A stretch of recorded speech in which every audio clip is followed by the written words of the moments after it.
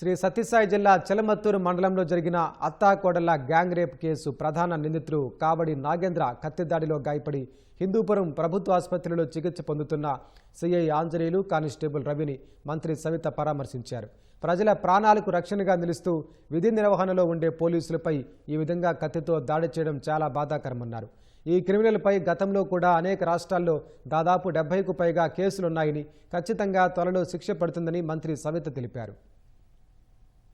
హిందూపూర్లో మరి నిన్నటి రోజున పోలీసులపైన ఎదురుదాడి చేయడం, నాగేంద్ర అనే వ్యక్తి గతంలో కూడా అతని మీద చాలా కేసులు ఉన్నాయి.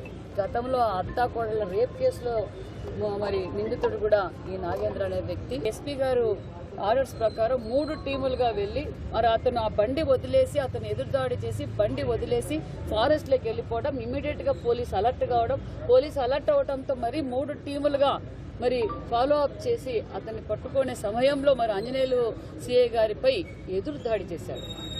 అతను అత్యవసర పరిస్థితుల్లో, తప్పని పరిస్థితుల్లో మరి ఫైర్ చేయాల్సి వచ్చింది.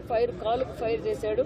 మరి జాగ్రత్తతోనే ఫైర్ చేసి ఒక రౌండ్ మరితో అతనికి కూడా కాలు గాయమైందనే విషయం కూడా మీకు తెలియజేస్తూ మరి ఈరోజు సిఐ గారిని మరి కానిస్టేబుల్ కూడా పరామర్శించారు. వాళ్ళు బాగున్నారు.